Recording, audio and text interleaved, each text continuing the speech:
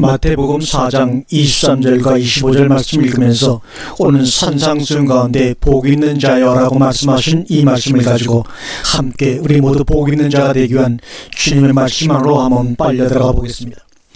천국 복음을 전파하시기 위해 그 모형으로 모든 병과 모든 약한 것들을 고치셨는데, 그것을 본 허다한 무리들은 오해를 하고 예수님을 무리지어 쫓기 시작하자 그들을 피하여 12명의 제자들만을 데리고 올라가서 제자들에게 오늘 본문의 산상수훈을 말씀하고 계신 것입니다. 다시 천국에 관한 얘기를 주님께서 지금 하고 계신 것입니다. 5장에서 7장까지 말이죠. 우리는 하나님 나라에 살고 있는데 그 나라가 뭔지 모르니까 내가 하나님 나라에 살고 있는 거야? 아니야? 아닐 거야. 하나님의 나라는 죽어서 가는 나라지. 뭐 이렇게 신앙생활을 두리뭉실 해버리고 있습니다.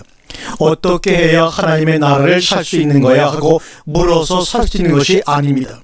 하나님의 나라가 침례에 들어와서 여러분과 저를 장악해 버리는 것입니다.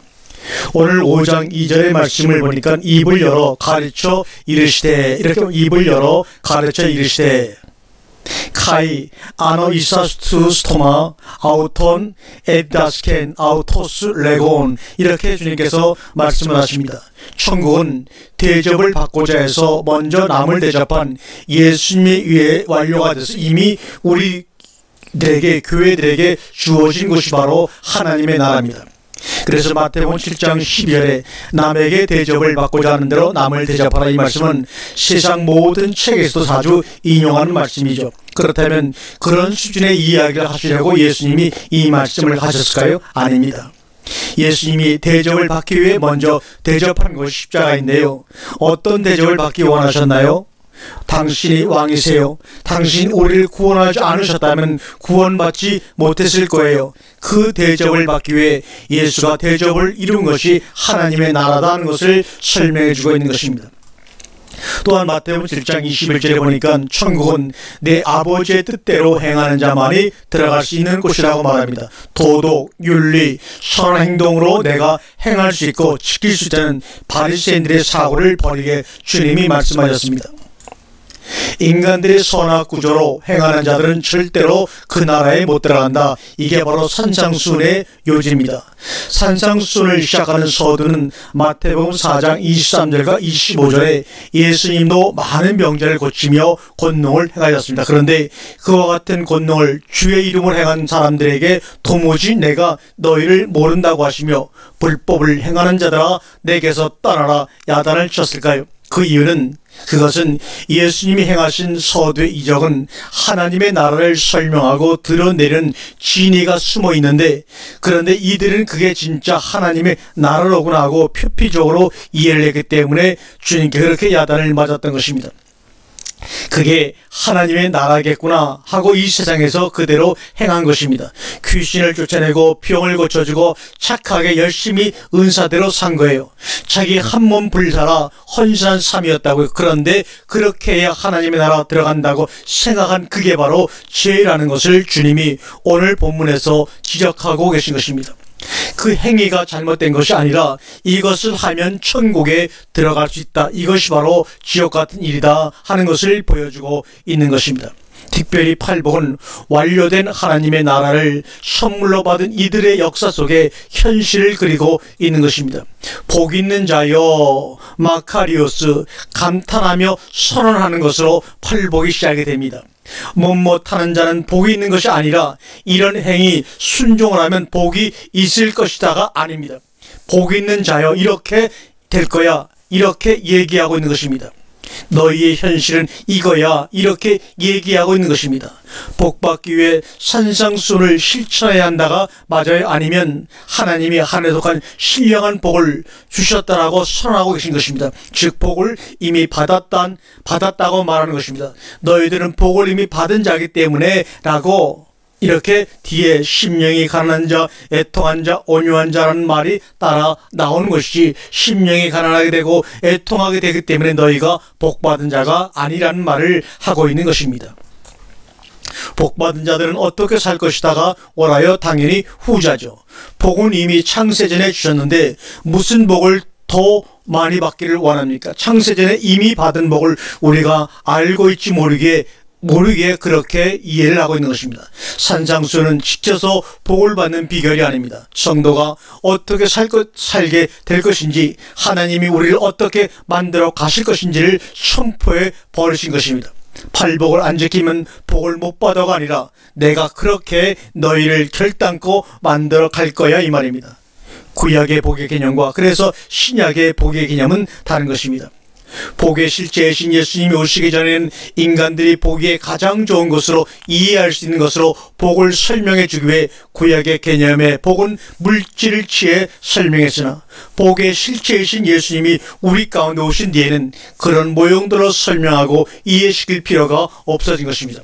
복의 실체를 우리에게 그냥 주어버리신 것입니다. 다시 말하면 복을 완료해 버린 겁니다. 그런데 무슨 복을 더 구하겠습니까? 팔복에서 3절과 10절에 천국이 그들의 것이면 나 현재 시제입니다. 나머지 6복은 미래 시제입니다. 천국은 하나님의 나라입니다. 예수님 자신이 하나님의 나라라고 하시잖아요. 새 성전 하나님이 계신 곳입니다. 천국에 의해 침노당한 자들은 이렇게 될 거야. 이 말이 무슨 말입니까? 예수 그리스도에 의해서 침노를 당한 자들은 이렇게 살게 될 거야. 그것이 바로 팔복입니다. 내가 지금 천국에 오신 예수 그리스도에 의해 부정되고 있고 부인되고 있게 힘들고 외로운 겁니다. 당신은 현재 하나님의 나라를 살고 있는 겁니다. 그래서 내가 기대하고 그려놓은 하나님의 나라가 내게 안 온 것으로 착각하고 원망하는 겁니다.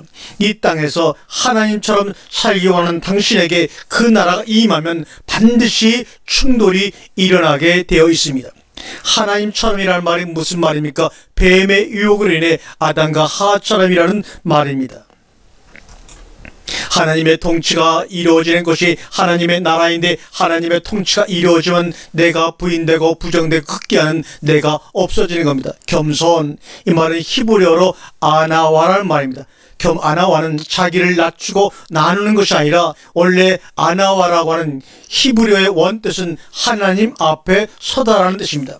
하나님의 권능과 영광 앞에서 이제 나는 죽은 자입니다 하는 것이 바로 겸손이라는 아나와의 본뜻입니다. 하나님의 나라가 임하면 당신은 그 자리로 밀려가야 되잖아요. 그게 바로 팔복입니다.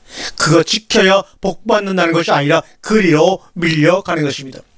로마 7장 21절과 25절에 내 속에 두 법이 있어 싸운다고 말합니다. 그 두 법이 바로 신약과 구약입니다. 그런데 그 싸움에서 구약의 법이 자주 이겨요. 그때 터져나오는 성대의 고백이, 오라 나는 공고한 자로구나, 이 고백입니다. 우리가 산상수훈에서 말하고자 하는 천국은 사실 가고 싶지 않을 것입니다. 그렇게 살고 싶지도 살 수도 없습니다. 육신을 갖고 살아가는 그렇게 하나님의 은혜가 우리에게 날마다 절대적으로 필요한 것입니다. 그래서 나는 원치 않게 천국이 나를 뚫고 들어와 장악하는 수밖에 없습니다. 그래서 육신을 죽이고자 하는 것입니다. 그것을 설명하는 것이 바로 산상수훈의 팔복이에요. 하나님의 나라는 하나님의 말씀이 순간적으로 내 삶의 접촉점이 되었을 때만이 소망으로 잠깐 앞당겨 얻을 수 있는 그 기쁨밖에 없기에 주야로 말씀을 묵상해야 하는 것입니다. 그 후의 시간에는 여기에 그 하나님의 복과 충돌하여 내 속에서 전쟁밖에 안 일어납니다. 그래서 수시로 정말로 내가 구원받은 자 맞나 고민에 빠지게 됩니다. 그때 네 삶이 그러니 그렇지 말씀으로 언의 일치를 해보라. 이것들이 바로 마귀들의 속삭임입니다. 하나님이 왜 선악과를 주시면서 금지 명령을 내리셨는지 아십니까? 선악과를 먹지 말라가 율법이죠. 생명나무는 허용입니다. 에덴 동산에서 금지와 허용이 떨어지는 거죠. 율법과 은혜가 생명나무와 선악과로 제시되어 있는 것입니다. 그런데 하나님처럼 되겠다는 그런 존재는 금지 명령을 받게 되면 명령한 자와 명령받는 자를 구별해내고요, 별도의 주체성을 부여하고자 하는 욕구를 품게 됩니다. 왜 나는 명령을 받았고 저 존재는 명령을 했기 때문에 구별이 일어나죠. 그리고는 내 존재성을 챙기려고 하는 욕구가 어떻게 축출됩니까? 유반으로 표시가 되는 것입니다.